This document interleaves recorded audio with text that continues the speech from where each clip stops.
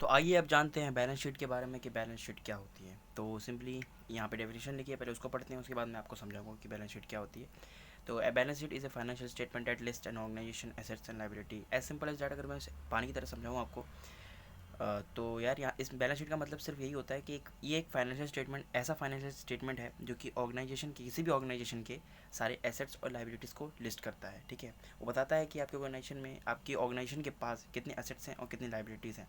Simply यहाँ पे एक रो कॉलम मतलब वही बनती है। ठीक है, एक टेबल टाइप होती है, एक साइड पे हमारे सारे एसेट्स लिखे जाते हैं और एक साइड पे हमारी लाइबिलिटीज़ लिखी जाती है। अब हम लोग समझते हैं कि लाइबिलिटीज़ और एसेट्स क्या होती है। तो पहली चीज़ यहाँ पे लाइबिलिटी दे रखी है, जो कि यहाँ पे पहले डेफिनेशन की बात करते हैं अपन लोग। Liabilities constitute what the organization owes, that is what it has borrowed.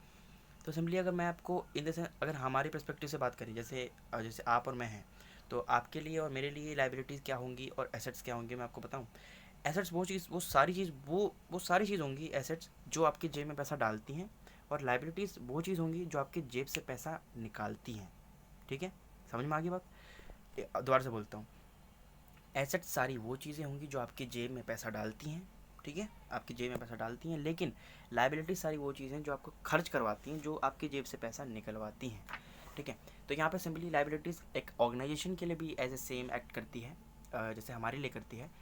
यहाँ पे ओज यानी कि जो ऑर्गेनाइजेशन ने जिस चीज़ को बोरो कर रखा है और एट द टाइम, एक पर्टिकुलर टाइम के बाद उसे पे करना ही करना है। ठीक है, या फिर एक रेगुलर बेसिस पे उसे जो भी उसने उधार लिया है, मनी लिया है, फर्नीचर लिया है, कुछ भी लिया है, वो उसे पे करना है। तो वही उसके लिए, उस ऑर्गेनाइजेशन के लिए एक लाइबिलिटी बन चुकी है। तो when A business need money, it borrows from the owners of the business, in which case it is called capital. अब यहाँ पे थोड़ी एक अजीब बात लग रही होगी कि जब जिस बंदे का बिज़नेस है, जो प्रमोटर है उस बिज़नेस का, कभी कभार उस बिज़नेस को जब मनी की नीड होती है तो वो उसके प्रमोटर से ही मनी बोरो कर लेता है। तो ये थोड़ी अजीब बात लगती है बिल्कुल। लेकिन जब, अभी पहले हम लोग इतना ही समझते हैं कि अगर जब वो ओनर्स से मनी बोरो करता है वो बिज़नेस, लेकिन जो ओनर हैं वो, हम ओनर ऑब्वियसली बिज़नेस के प्रमोटर हो गए, बिज़नेस के जिन्होंने बिज़नेस को शुरुआत किया था, जिन्होंने लोगों ने बिज़नेस की शुरुआत की थी, जो पर्टिकुलर बिज़नेस है, उस बिज़नेस को अगर मनी की नीड होती है तो वो ओनर के पास जाते हैं कि हमें मनी की नीड है, और जब ओनर उन्हें पैसे देता है तो वो पैसा कैपिटल कहलाता है। यहाँ पे लिखा है ये बात, ठीक है, कैपिटल कहलाता है जब वो पैसा जो बिज़नेस है वो ओनर से लेता है। तो यहाँ पे वही चीज़ लिखी हुई है, देखो, इट में साउंड लाइक ए कॉन्ट्रडिक्शन।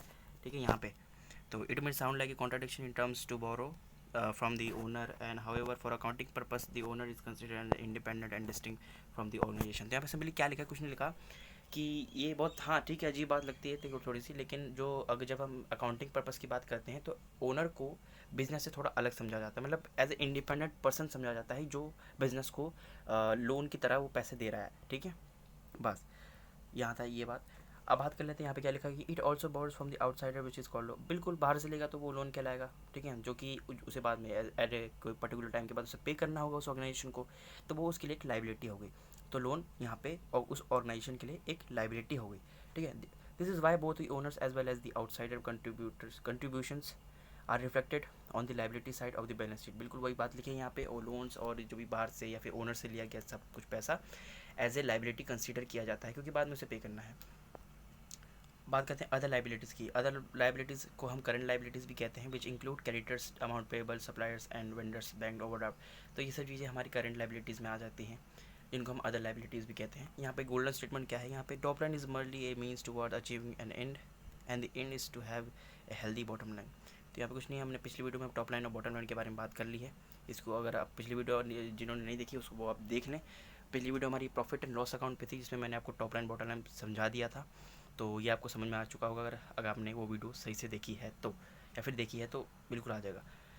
आगे बात करते हैं हम लोग एसेट्स के बारे में। एसेट्स क्या होते हैं? एसेट्स मैंने आपके हमारे लिए क्या बताया, हम जैसे जो नॉर्मल बंदे हैं उनकी जेब में जो पैसा डाले, जो चीज़ें जो उनके जेब में पैसा डाले, हमारी जेब में पैसा डाले, ठीक है, वो एसेट कहलाएंगे। तो सिंपली ऑर्गेनाइजेशन के लिए भी सेम चीज़ है यार। ऑर्गेनाइजेशन में जो चीज़ वो ऑर्गेनाइजेशन ओन करती है, जिस पे उसका पूरा अधिकार होता है, वो उस ऑर्गेनाइजेशन के लिए एसेट है, क्योंकि उस पर ना तो उसको कोई इंटरेस्ट, कोई पैसे वैसे कुछ निकलवाने, कुछ देने वाने, कुछ कोई काम नहीं है। ठीक है, सिंपली जैसे मैं बताता हूँ आपको, ऑर्गेनाइजेशन जैसे कब जब खड़ी होती है तो उसमें बहुत सारी चीज़ों की नीड होती है, जैसे फर्नीचर हो गया, कंप्यूटर्स हो गए, इलेक्ट्रॉनिक्स के बहुत सारे सामान हो गए, ठीक है, प्रिंटर वगैरह, ये सब सामान, ये क्या हो गया, एक उस कंपनी के लिए एसेट हो गया, क्योंकि जब उसने उस चीज़ को ख़रीदा, उन चीज़ों को ख़रीदा, तो उसके बाद जब वहीं पे बात ख़त्म हो गई। ठीक है, यहाँ पे फिर उसके बाद उससे कुछ पे नहीं करना है, ठीक है। तो यहाँ पे वो सारी चीज़ें जो वो ऑर्गेनाइजेशन ओन करती है, वो सारी चीज़ें उस ऑर्गेनाइजेशन के लिए एसेट हो गए, ठीक है।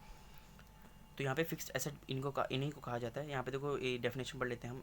Asset on the other hand represent what it owns और the things it has purchase by spending the money that it borrowed as reflected on the liability side. यहाँ पे ब्रैकेट में लिखा है typical assets include investment in land, building, machinery, vehicles, computer tools. मैंने आपको बताया simply organisation ने जो खरीदा, जिस पे उसका पूरा अधिकार है, वो उस ऑर्गेनाइजेशन के लिए एसेट की तरह काम करती है, ठीक है। एसेट की मतलब उन चीज़ों को एसेट हम कहते हैं। तो टिपिकल एसेट इंक्लूड यहाँ पे जैसे लैंड में उसने इन्वेस्ट किया हो, अगर बिल्डिंग्स खरीदी हो, मशीनरी खरीदी हो, व्हीकल्स खरीदे हों, कंप्यूटर्स खरीदे हों, और भी कई सारे टूल्स खरीदे हों, जिनको हम फिक्स्ड एसेट भी कहते हैं। आगे बात करते हैं सेकेंडरी कैटेगरी होती है हमारे, एक सेकंड कैटेगरी होती है हमारे एसेट्स में, जिनको हम करंट एसेट कहते हैं, similar to the current liabilities, ठीक है। इनमें क्या होता है, जैसे डेबिटर्स आते हैं, कैश आती है, बैंक बैलेंस आता है और इन्वेंट्री आती है। तो यहाँ पे से वो सिंपल एक बैलेंस शीट का ओवरव्यू आपको दिखाया गया है। तो ऐसा होता है कुछ एक टेबल टाइप, जिसमें एक साइड पे हमारी सारी लाइबिलिटीज़ लिखी जाती हैं, ठीक है, उस ऑर्गेनाइजेशन की या कंपनी की जो भी कह लो, और एक साइड पे सारे एसेट्स लिखे जाते हैं, ठीक है। यहाँ पर देख सकते हो आप। आगे बात करते हैं अपन लोग। यहाँ पे देखो क्या है, यहाँ पे लाइबिलिटीज़ में कैपिटल आ गया। कैपिटल क्या आ गया, ओनर्स के द्वारा दिया गया पैसा। फिर लोन आ गया। फिर करंट लाइबिलिटीज़ में हमारे क्रेडिटर्स और बैंक ओवरड्राफ्ट आ गया। यहाँ पे फिक्स्ड एसेट्स में एसेट्स का ही पूरा अलग अलग कॉलम है, ठीक है। फिर इसके अंदर फिक्स्ड एसेट्स और हमारे करंट एसेट्स की बात की गई है। फिक्स्ड एसेट में हमारे क्या आ गया, land, building, plant, machinery. Current assets में हमारे डेप्टर्स, बैंक बैलेंस, इन्वेंट्री, ठीक है, कैश, ये सब आ गए। अब यहाँ पे बात करते हैं हम to read a balance sheet. उससे पहले, रीड करने से पहले हमें बैलेंस शीट को बनाना आना चाहिए। तो यहाँ पे क्या लिखा है उसको समझते हैं हम। An organisation has a continuous stream of commercial activity with materials coming in, goods being processed, expense include sales made, equipment purchase, salary paid, money borrowed and so on. तो यार किसी भी ऑर्गेनाइजेशन में बहुत सारी चीज़ें होती हैं, तो वहीं पे बस ये इस डेफिनेशन में बस यही चीज़ लिखी गई है।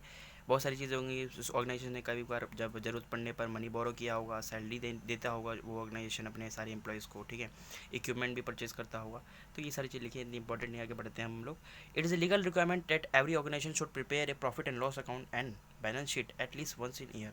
वेल, अगर आप थोड़ा सा भी सीरियस है अपने बिजनेस में, तो आपको तो हर हफ्ते बनाना चाहिए, जैसे यहाँ पे आगे लिखा होगा। But for a clear understanding of the state of business, कहाँ पे अभी बिजनेस में एक्चुअल में चल क्या रहा है, तो balance sheet should be prepared, made and studied far more frequently, perhaps every month और एवरी वीक। तो मैंने कहा ना, अगर आप सीरियस हो थोड़ा अपन बिजनेस को लेकर, तो ये profit and loss account, at least profit and loss account और बैलेंस शीट आपको हफ्ते में तो बनानी चाहिए, या फिर महीने में बनानी चाहिए, ठीक है।